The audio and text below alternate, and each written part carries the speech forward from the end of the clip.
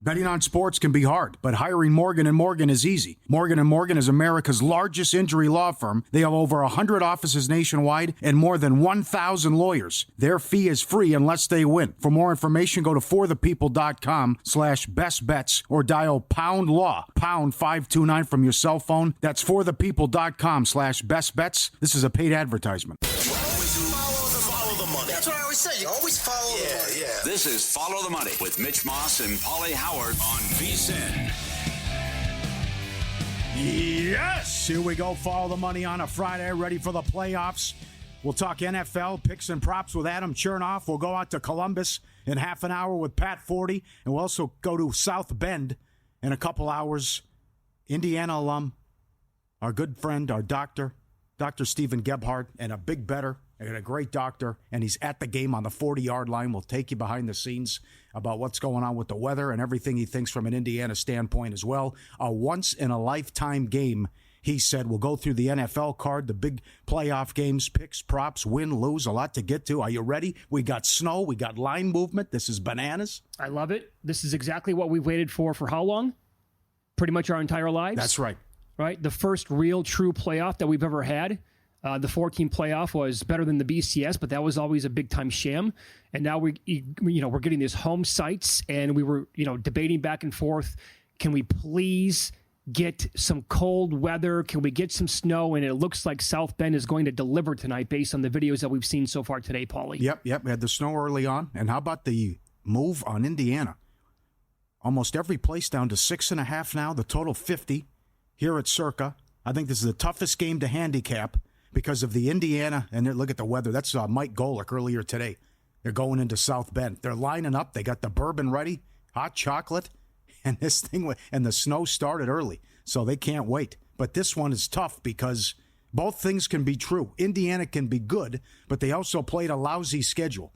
So what do we do where we look at Indiana, and I'm concerned that they beat Michigan 20-15, couldn't put them away, didn't play well, and then they got annihilated against Ohio State. And they certainly struggled offensively, and they couldn't protect Rourke. The numbers are good because when they played lesser opponents, and that was most of their schedule, they blew them out, ran up the score, and they were impressive wins.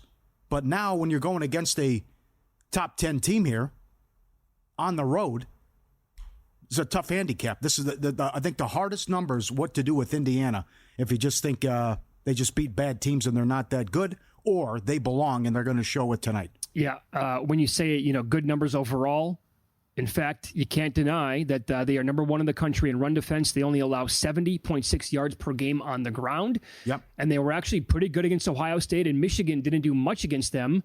And now Notre Dame might be a totally different animal. They've won 10 straight games by an average of 30.7 points per game down the stretch here. People will obviously, say that their competition hasn't been exactly any great shakes either.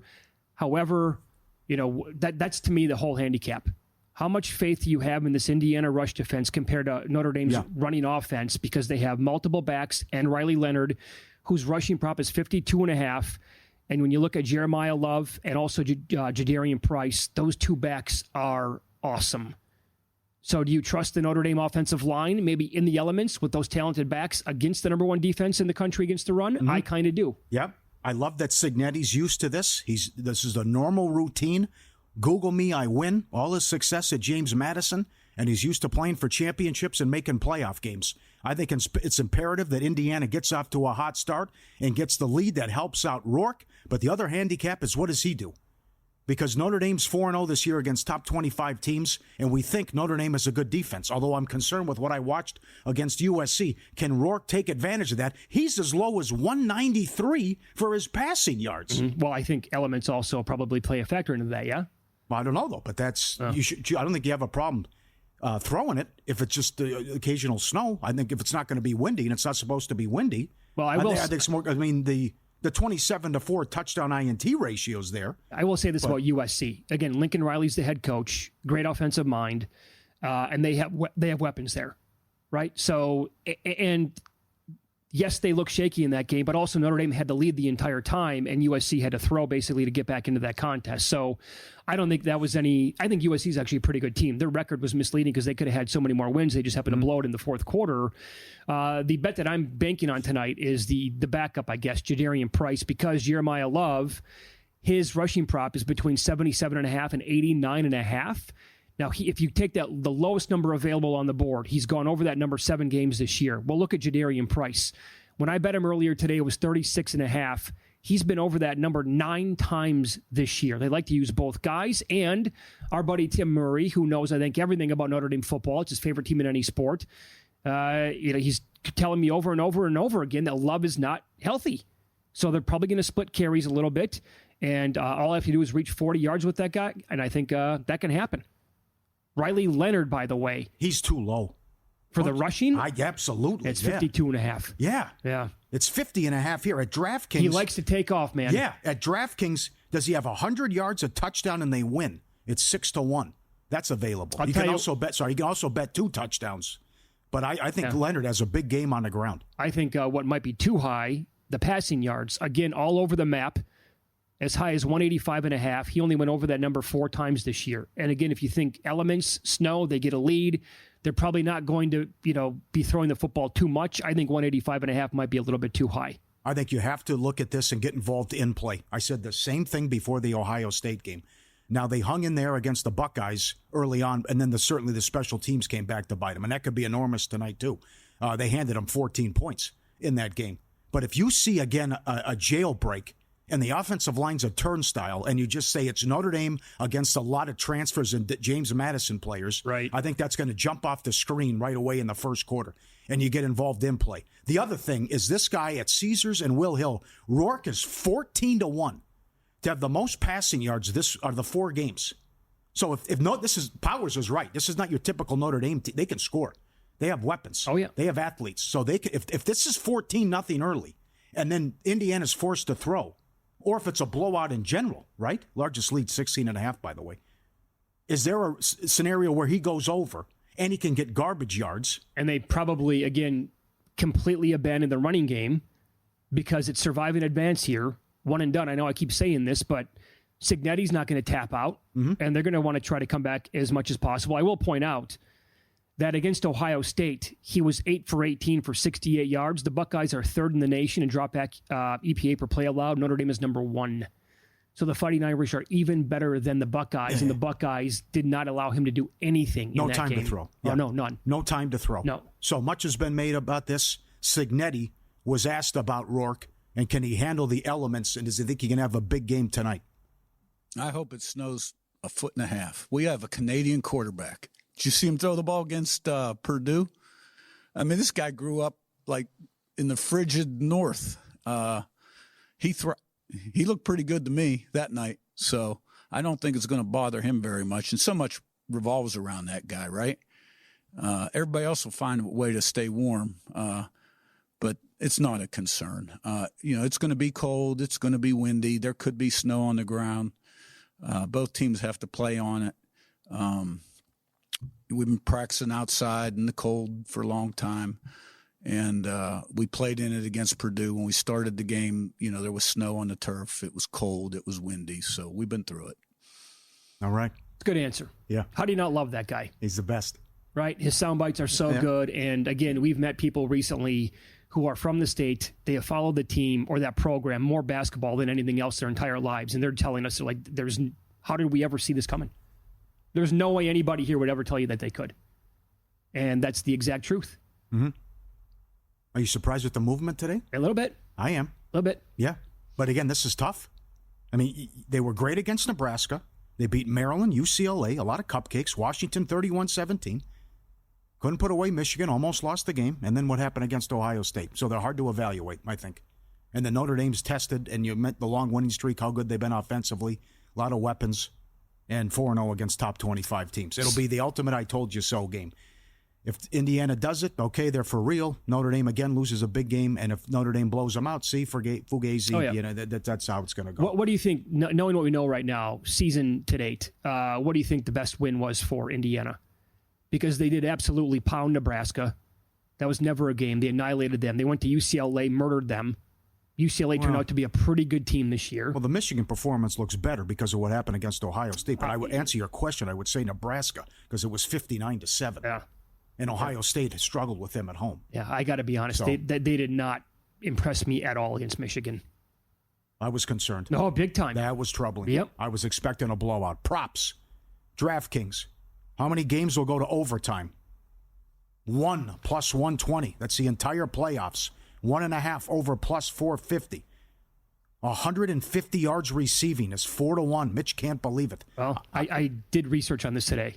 Can we? I'll save on to this till the next segment. Good. 400 yards passing, 10-1. 200 yards rushing, plus 550. First round only. Quarterback, 400 yards, 22-1. 200 yards rushing, 25-1. 150 receiving, 12-1. Passing yards, as I mentioned, just this week. Leonard's 9, Allers plus 750, Rourke's 14-1, Nico's 6-1, Ewers is 3-1, Howard 4. Don't you want to take a quarterback on a team that's a big dog? How about Clemson? Exactly. 12-1. That Getting would be blown out. Yep, sure. That could be a good one too. Yep, that's in conference wins. ACC a half under minus 170. Big Ten 4.5 over 145. SEC 3.5 under minus 160. It starts in a few hours. College football playoff kicks off today. No better way to get game ready than with VSiN's college football playoff betting guide. The must-have guide packed with everything you need to make smarter bets, including in-depth previews of every first-round matchup. The college football playoff with exclusive insights from the bookmakers and the brackets and all the picks from Mackin and Musburger. Get our holiday special in the guide through May 1st, $79. Lock in the deal today, vsin.com/subscribe, and get the Watch app as well. Up next, we'll get to the everything that's tomorrow. The 2 NFL games, the 3 playoff games, a ton of picks and props, a stat that'll blow your mind on the Pittsburgh game, and a great article from the death penalty to the playoff. An update on SMU and what they've been through since 1987. Straight ahead. Follow the money.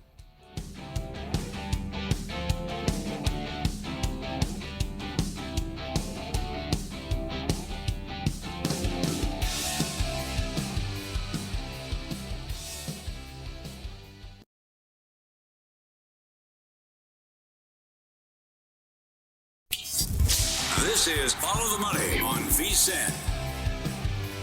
9 minutes left, second quarter. Florida leads Tulane 3-0. Line came down to 10 before kickoff in that one. And Ohio beat Jacksonville State by 3 earlier. Let's go out to the Progressive guest line. Pat Forty, the best when it comes to college sports.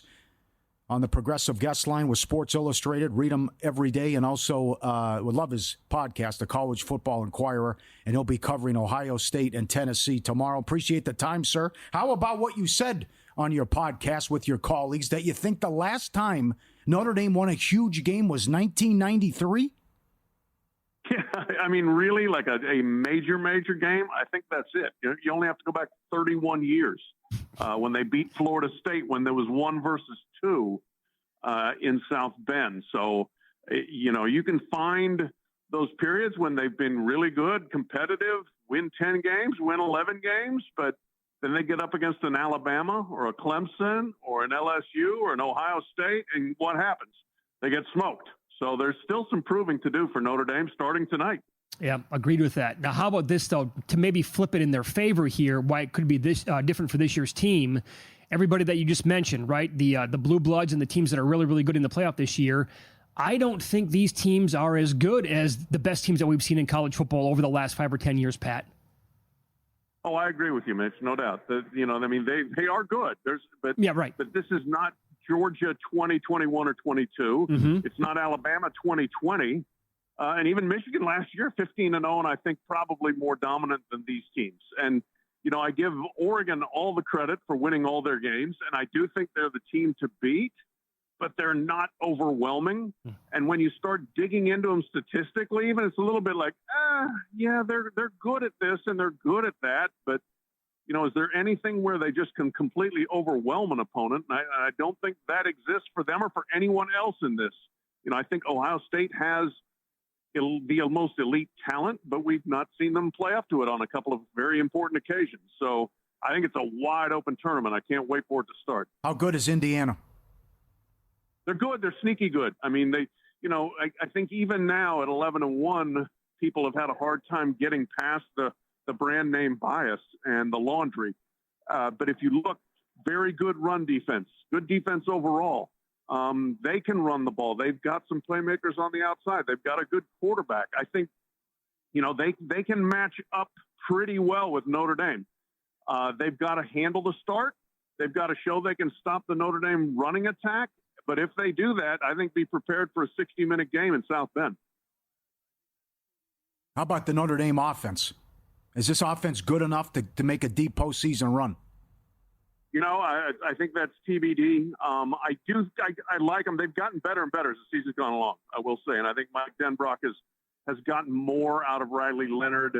They're not a super flashy passing game, but they can make plays in that area as needed. And then they are a very good running attack. Great back in Love and a very good offensive line. Mike Denbrock, a really good coordinator. Leonard also dangerous with his feet too. But we'll see when they get up against a really good defense. What they've been able to do to a large degree is beat up on some pretty average defenses. And I think they're going to play a tougher one tonight. I think Notre Dame can go all the way to the championship game, but I also have concerns about them, like I would say about every team in this entire tournament. Yeah, I'm sure. And Paulie said this in the first segment of the show. Maybe this is an example of you can tell right away what's going to happen in this game, where just maybe Notre Dame is going to overmatch Indiana for those 60 minutes.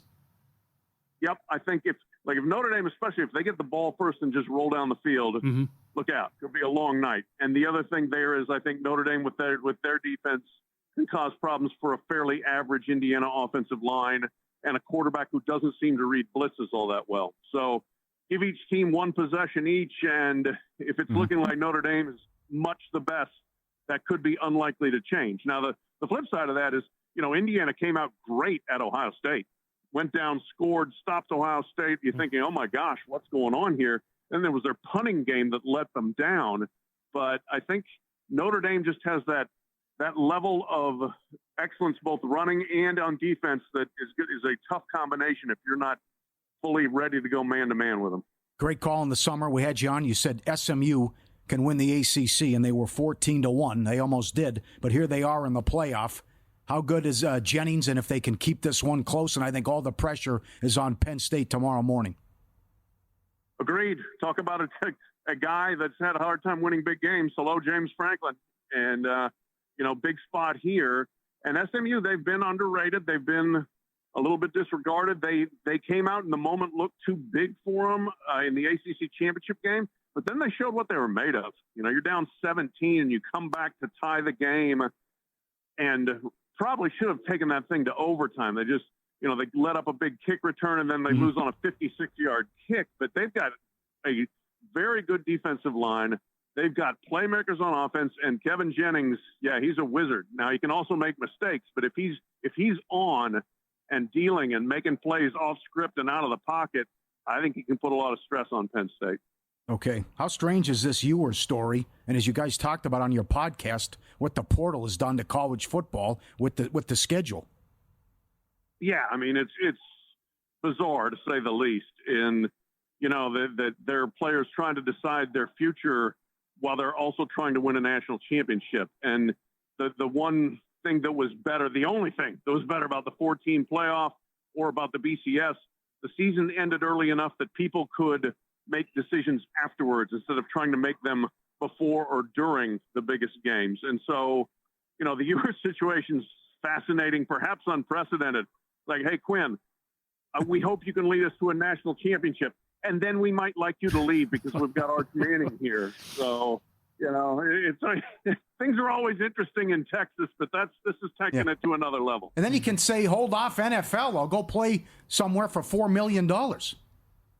Sure, because I don't think the NFL wants to pay him that much. Yes, I think he's looked at as a third round, fourth round, fifth round guy. Or, you can go be a hero. You can go back to Ohio State and be a hero. Who knows? He was there for a cup of coffee. There's a lot of places that would love to have Quinn Ewers on the college game. Let's follow the money here on VSiN, the Sports Betting Network. Our guest, Pat Forty, he is on the Progressive guest line. The road team or the road underdog this weekend starting tonight that you give the best chance to be in late would be who? I think it's Tennessee. You know, I think all the pressure in the world is on Ohio State in an atmosphere that could get toxic quickly. I think both these teams are fairly slow starters offensively, and the longer this stays as a kind of a slog, 7-7, 6-3, whatever, if that gets all the way to halftime like that, I think that place just puckers up immensely, both the fans and the players and the coaching staff. And I think Tennessee has the personnel to stay with them. You know, the one thing, I think Tennessee's linebackers are not a great unit, and so can they take some advantage there? Maybe hit some crossing routes or get them in some coverage mismatches that they don't handle well. But I think Tennessee's defensive front is elite, going against a not great Ohio State offensive line. And we'll see if they're good enough to cover those great receivers, and we'll see if Ohio State is smart enough to throw the ball to the receivers instead of trying to pound it up the middle like they did against Michigan. Yes. What if they lose? What happens to Ryan Day? I don't think you can keep him. I don't care what Ross Bjork has said. I mean, I think if you close the season losing as a 3-touchdown favorite to Michigan for the fourth year in a row, and then you go into the playoff as a touchdown favorite and lose in the first round with a team that they really thought was going to win it all. Great overall record, losing all the wrong games. And I don't think that it would be a tenable situation. I don't know why he would want it, because he could get a lot of other jobs. Yeah. Who do you think they would want under that scenario? Who would Ohio State want? Yep. The great question. I mean, there's no shortage of people with ties to the university who are great coaches. I mean, Mike Vrabel sitting out there, Marcus Freeman, but he just signed a new contract, so that probably takes him off the books. Then you can go on past that. I mean, if Ohio State's one of the top 2 or 3 jobs in the country. If you're going to go outside the family, I'm calling Dan Lanning and just say, hey, are you sure? And move on from there. Rhett Lashley, I think, is an up-and-coming star in this business. Kenny Dillingham's an up-and-coming star. They would have no shortage of interested candidates, but they'd also probably realize what kind of pressure cooker it is if you can be either asked to leave or pushed out at 60-10 or whatever Ryan Day's record is. Yeah, love your work. Keep enjoy the games, and we'll talk to you soon. Okay, thank you, guys. Thanks, Pat. Yep, love his podcast, College Football Inquirer. Read him, Sports Illustrated, and he'll be at Ohio State and Tennessee.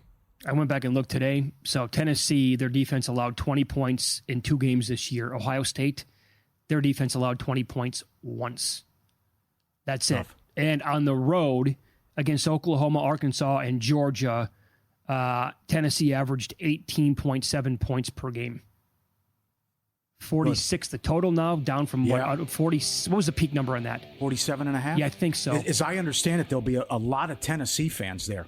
There was a kerfuffle with putting in a code for Ohio State people to get tickets, and it leaked out. And then Tennessee fans, you had to put OSUFB or something. Oh, this is so good. Oh, it was ridiculous. Win, lose, up next. I can't believe what happened last night in the Thursday night game.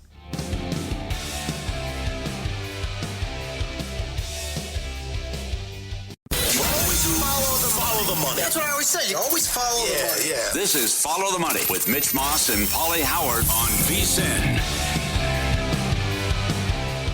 Welcome back. 6-0 Florida. 1 minute left until halftime. In play, Florida minus 8.5. 30.5 the total.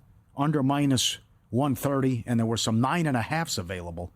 I mean, he played games with that line, How right? about that? From 10 up to 14, back down, crashed to 9.5. So 6-0 almost halftime in the bowl game. Right now it's Adam Chernoff on the Progressive Guest Line, Simple Handicap Podcast. Raz Picks as well. Follow him on X as our weekly spot, and visit on the NFL Picks and Props. Good to talk to you, my friend. What can we expect from all these cold weather situations, and if weather can play a factor Sunday? Good question. So basically any game in the Northeast this week, there's about 6 or 7 of them, cold weather, below freezing. Lots of talk about what the true impact for cold weather is. When it comes to betting on NFL, wind is always number one, especially 20 miles per hour or more. That's like red flag number one. Number 2 is extreme rain or extreme snow and accumulation. That's number 2. We have none of that anywhere in any game this week.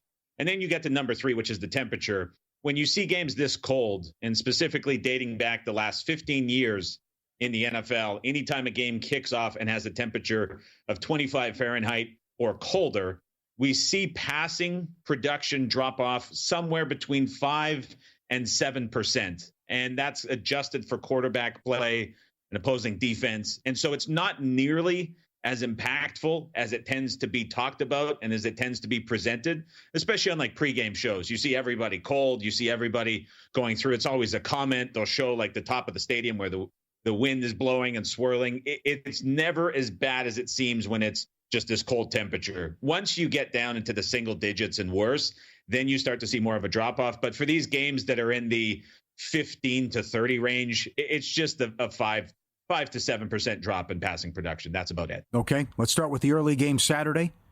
I think Collins can have a big game as Kansas City's given up some big games and plays to us, some wide receivers. That's number 1. But what do you think now, Houston plus 3.5? Well, we're back almost to where this game was expected to open on the look ahead at 4 before the Mahomes injury occurred and before there was any limitation set around Brown. When that number was posted, the expectations was Mahomes was still healthy and that we were going to see a full version of Marquise Brown on the field. Now, we know neither of those are true. Mahomes is not 100%, despite how it is being reported. Practice this week for the Chiefs has been extremely light. So those full practices are not true full practices. And then we know that Brown, according to both the head coach and the offensive coordinator, is going to be limited in his production. I have a hard time getting back to basically the number that we were at when both of those guys were expected to play and be healthy. And so on just that alone, I like Texas here plus 3.5. But then I start to think about on-field matchups, and there's a lot of positives here for Houston.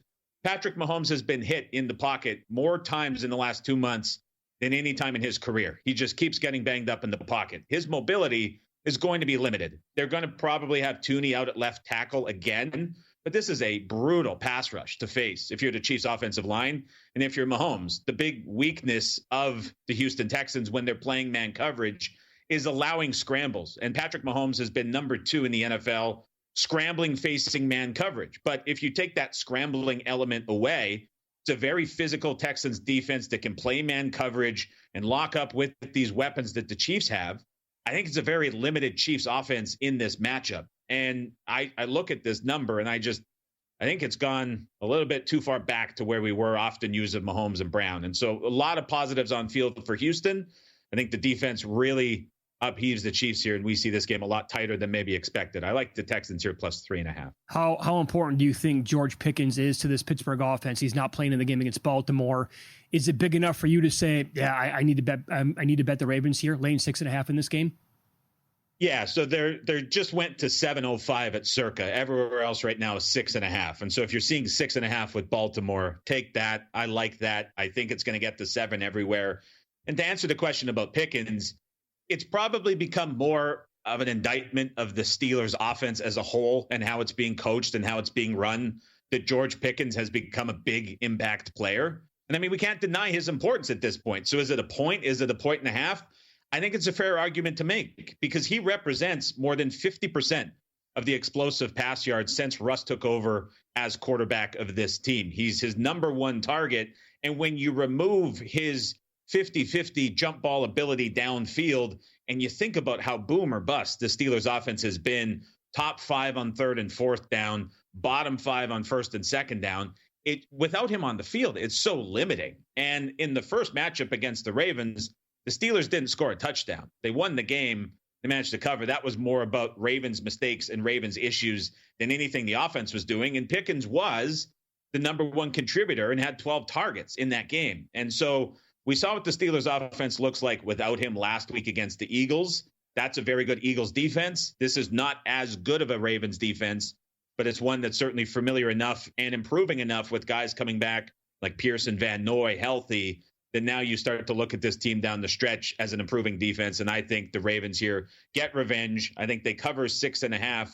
And something I will say too, guys, when I look at how the Steelers defense struggles against opposing running backs, I will rarely look at a running back in a receiving yards prop opportunity, but I can't help ignore Justice Hill on his combo prop for rushing receiving yards this week. It's posted at 32.5. To me, that's a number too short. Steelers, one of the worst teams at defending running back passes. And with Henry's limited usage the last couple of weeks, we've seen Hill involved more too. And so with some of these wide receiver injuries, I expect Hill to be more involved. And we see the Ravens offense rely on him a little bit. So that 32.5 mark is a good number to play over. Very good. Follow the money here on VSiN, the Sports Betting Network. Adam Chernoff, our guest. He's on the Progressive Guest Line. Simple Handicap is the name of his podcast. And he's with Right Angle Sports. Trey McBride has 89 catches on the year for nearly 1,000 yards. None of them have hit pay dirt. 0 touchdowns. I mean, he's having an incredible season, but he can't score. So I think everybody in the world knows about this. The Cardinals are making a point. Kyler wants to get him in. Is it bettable around plus 125 for him to actually score anytime in this game? All right. What are we going with? Are we going with 1 or are we going with 2? Because he's scoring this week, but is it 1 or 2, Mitch? What are we doing? I can't bet 1. It's insulting, right? Okay, so 2 to 1, 2 touchdowns or more is 9 to 1, correct? Yes. Yeah. Yes. Okay. So for the sake of the segment, let's score 1 plus 125. But I think we can all acknowledge we're playing the 2 or more at 9 to 1 as well. Mitch, you mentioned it. Kyler Murray on Instagram. He's like, we're getting this guy a touchdown. He had a press conference a week ago, and he's like, the touchdowns are coming. We're hearing from the head coach, Jonathan Gannon, saying like, he's going through a tough stretch when we get in the red zone, but we're making an effort to find them a touchdown. Everybody's in on this from the team. It's happening. This is such a good matchup. When you think about the Carolina Panthers, it's the easiest defense in terms of tight end defense that the Cardinals have faced all season. And not only that, the Cardinals are going to be able to do whatever they want on the ground in this game with James Conner. Yes. And when they have that going, it usually means they have 2 or 3 tight ends on the field as well. So McBride's going to be on the field a ton in this game, and the Cardinals are going to have plenty of red zone opportunities. So Trey McBride is scoring a touchdown, plus 125. You can play the 2 to 1 at 9 to 1. But guys, I would even add on further here and say at 47 minus 115. I know Circa's gone to 47.5, but there's lots of over 47 minus 115. I think that's very playable. Just talked about the Cardinals offense. It's a great matchup for them. But also, like, think about the Carolina Panthers. They've played the Chiefs pass rush, the Cowboys pass rush, the Eagles pass rush. It has been a brutal run of defenses along this offensive improvement. Now Bryce Young gets a big step down in class for this offense against this Cardinals defense that's very vulnerable. It's a bigger total for both of these teams, rightfully so. There's plenty of opportunity for both of these teams to score points. So I would play that over at 47 minus 115. What do you have on DK Metcalf? Equally good subjective commentary we have for DK Metcalf to Trey McBride. So yesterday, offensive coordinator Ryan Grubb came out, and he was frustrated because DK Metcalf was not getting the ball enough. He was saying that it angered him. He has to go out of his way to find ways to get the ball to DK Metcalf more. They have to make it an emphasis on the game, getting him the ball more early. And of course, Geno Smith is going to be back because he's been a full participant in practice. So those are all positives for DK Metcalf. What I think might surprise some people listening, because it surprised me as I'm looking at this, the Minnesota Vikings have conceded more yards to wide receivers outside the slot than any team in the NFL this season. They're talked about as this elite, amazing defense, and an EPA per plays perspective, they are, and a success rate perspective, they are. But a lot of that is inflated by these games where the offense has created big leads, and they've been in really favorable situations. This week, Minnesota is on a short week, going outdoors across the country to play in Seattle. A little bit colder, a little bit of rain. Seahawks season is on the line. They've got to win the game to keep pace with the Rams. And if Metcalf is going to be the feature piece of the offense early, he's got a good matchup against this defense to find success. So he is posted at 62.5 receiving yards. That is a number that is going to trend up as we get closer to kickoff on Sunday. I will happily play over that at 62.5 and trust that Ryan Grubb, the offensive coordinator, stands by what he's saying and gets him more involved. He's certainly going to have the matchup to do it as well. So Metcalf over 62.5 receiving yards. 30 seconds. I guess I can't be surprised, but the Raiders are going to play O'Connell. Is there any way they're going to slow down? Jacksonville's going to slow down Bowers and Myers? And you can't believe tickets are $300, by the way. They're even more than that in some spots. Yes. It's crazy to think about. we saw O'Connell fire it against man coverage against the Chiefs and find big plays. So O'Connell, Myers, Bowers could all have a massive game at home here with O'Connell just letting it fly. So if you want to look at some weekly leader stuff later, probably seeing 30, 40 to 1 on some big shots. Could make worse bets this week. Very good. Enjoy the games. Talk to you next week. Thank you, Enjoy, sir. guys. Chat to you soon. Adam Chernoff, Simple Handicap Podcast. Follow him on X. Right Angle Sports as well. We'll expand on the Week 16 slate up next. I'm going to blow your mind. Home dogs have been horrific. How bad? I'll tell you next.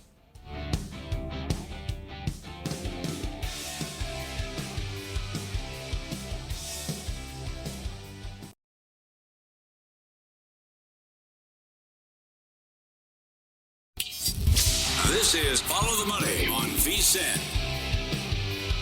Florida in the red zone again. Trying to get more here, and now in the end zone another again. touch. Yep, 20 flag. No, it won't matter. But again, every time I look up, they have the ball. Incredible. Going to be a fun day tomorrow. 5 football games next Saturday. 11 football games. 8 bowl games and the triple header in the NFL. So while we have the 3 playoff games in college, which we went over, and we'll go live to South Bend coming up next with Dr. Stephen Gephardt. We also have the doubleheader in the NFL. The late game, Steelers and Ravens. This from Evan Abrams. The Steelers haven't closed as a 6-point dog or higher against the Ravens since 2012. They've only done so twice to the Ravens since 1996. Those games were started by Dennis Dixon and Charlie Batch. As a dog of 4 points or more versus the Ravens, the Steelers are 8-0 ATS, and Lamar is 0-5 ATS against Tomlin. Over the last 20 years, the dog is 29-10-3 ATS. That's crazy. In the regular season, when the line is 3 or more, the dog is 23-4-3. And the dog is 16-2-1 ATS since 2015, covering by 5.6 points per game. In the regular season, the underdog is 24-6-3 ATS when Tomlin faces Harbaugh. And now we have 7. And Aguilar's out. Bateman's questionable. Johnson has been cut. What a fiasco. That guy could have walked into something here. But he's a head case. So I can't get past what Art Smith said, though, and I'm with you, and we're dying to bet Pickens props because every game the longest reception is cashed, but he's been out 3 games in a row now. Yeah. Art Smith, we're like an old pickup truck. We need jumper cables to get going. That's fairly alarming, I would say. So I'll ask you this. In terms of like power ratings, where would you put Baltimore compared to Philadelphia? And I'm asking because the Steelers just played the Eagles last week, obviously. Pretty similar? Yeah. And now Baltimore is favored by more than the Philadelphia Eagles were last week. Both Interesting teams, point. Yep. Right? Yeah. Okay, so, and Watt's going to be back for this game. He left the game last week. There was no Pickens last week, same as here. Philly's not designed to blow people out. I mean, Baltimore can blow you out. That's right. Because of the difference in the offenses. I mean, it's Lamar compared to Hurts, and Hurts is playing with the bad finger. Right. But also, that was a complete mismatch last week. Philadelphia toyed with them. Last 10 minutes, just... That's all you need to know. Beautiful. Okay, so they took their souls on that final drive. Yes. So then why should we not bet Baltimore at 6.5 here? Right? If we think Baltimore is power rated the same or maybe even a little bit better than Philadelphia, is it because of the history here? And is it just that simple? It's the rivalry. It's a divisional game. Tomlin knows Baltimore inside and out. And as you just said, the dog in the series has been incredible going back. Yeah. Like everything is telling me to not trust that and just go with Baltimore in this game. Mm-hmm. It's just weird stuff happens when Lamar goes against it. That's exactly right. 2 years ago, thoroughly outplayed him. Drops, silly turnovers, the interception in the end zone. How about the 2-point conversion in the first game? Yeah, that what too. What the hell was that play call? Tucker issues, right? Boswell makes 6 field goals. It holds up. That's right. That's another angle. But Boswell over 1.5 made field goals. But don't worry about the juice. But that comes into it, right? And still, do you trust the defense? It's getting better, but without Pickens, those, it's hard to see how they're going to do much damage through the ground. Oh, he means a lot to the through the offense. air and on the ground, right? Yep. So, and then it could be a high total too, if you don't think Pittsburgh's going to move the ball. The early game, KC at home to Houston. KC 3.5, 42. The total. I agree with you. It's too high now. The total. I think Nico Collins has a big game. Kansas City has allowed some big games to wide receivers, and you saw what Judy did. So congratulations, they finally covered last week. Ended that 7-game ATS drought and losing streak, but they were +6 in the turnover battle. So you got a hobbled Mahomes. You do get Hollywood Brown back, who's going to play, but then the issues at left tackle as well. You love this Houston defense. They've been nasty, but Stroud's got to prove it to me. He's been so bad this year, and it started with that Buffalo game when Collins got hurt. And the defense won them the game against Miami. He didn't play well and only had 130 yards passing in that game. So the other thing is Ryans has got to get this fixed. They're 12-2 ATS in the first half. They're 3-11 in the second half. Wow. Got to fix that. What's going on at halftime? I also Put someone away, too. Yeah, it ties into the play calling, too, right? He's done a bad job. Really bad job. And the early runs that they have, early downs, the running rate, that's got to stop.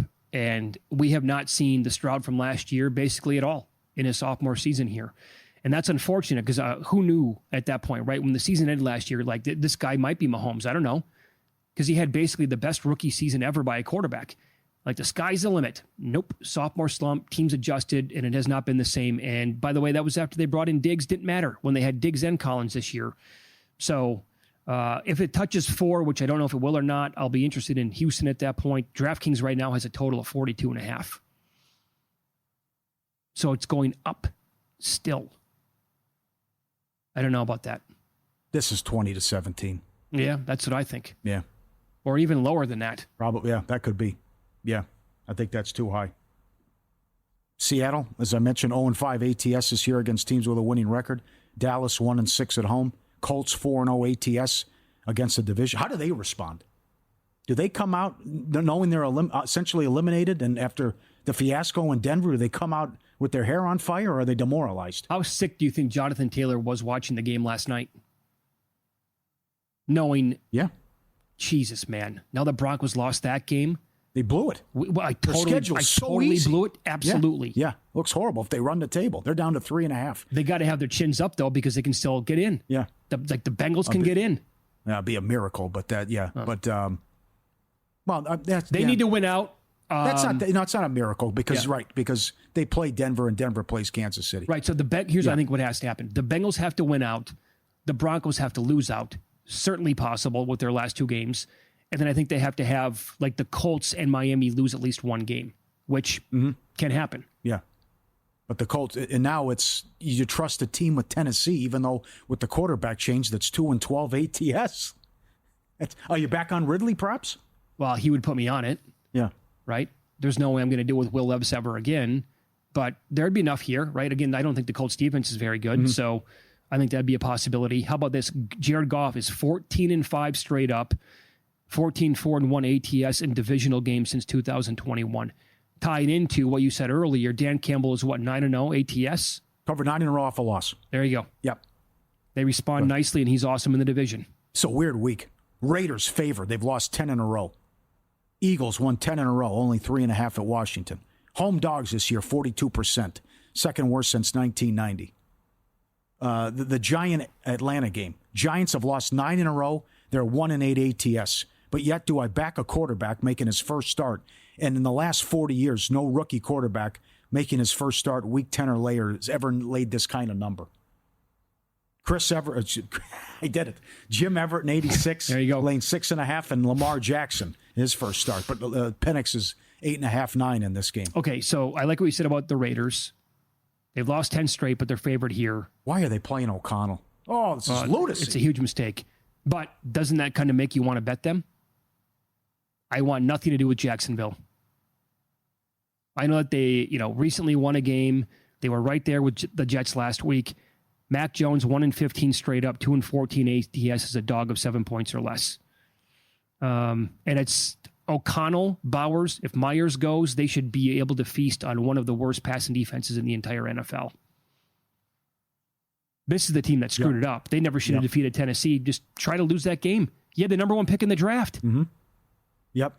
I'm strong on the Rams. Can you get there with me? Oh, I can. McVay, 14-2 ATS in December. Stafford, no turnovers last 5 games, longest of his career. Jets can't stop anything. You said what happened? Well, once they fired Sal, it's been horrendous. right? And they can't stop anything, and certainly Kupp and Puka can have a big game, and it's also McVay against an interim coach. And the Jets playing out the string. I don't care it's cold. Stafford does have a problem. You say, well, he hasn't played well in the cold, but I don't think it's going to give him any issues here. How about the sudden resurgence by the Jets offense? It's been better in recent weeks. Yeah, they're fun to watch. No doubt. It could be a high-scoring game, but Rodgers will probably turn it over. How many points are they going to score? Oh, they'll score. I think they're going to score in the 20s. Well, you know what he's going to do? He's looking at Adams. Well, Wilson will get involved. 50, 60 yards? I mean, that's... Maybe. I think they're going to score. Jets are going to put up points in this game. Okay. That's a huge game, though, for the Rams. Yeah. I don't think the Jets are going to slow them down.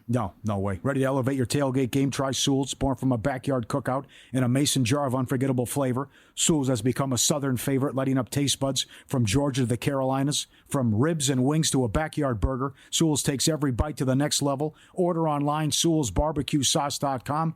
Southern hospitality never tasted so good. Sewell's Barbecue Sauce. .com. 11 minutes left. Florida touchdown called back, kicked a field goal, 19-0 against Tulane, and we're 90 minutes away from our first ever college football playoff game with the big boys. Now we'll go in the expanded bracket. We'll go out to South Bend with Indiana alum, big sports bettor, Dr. Stephen Gebhard, up next to tell us about the weather and his pick. Straight ahead on VSiN. Follow the money.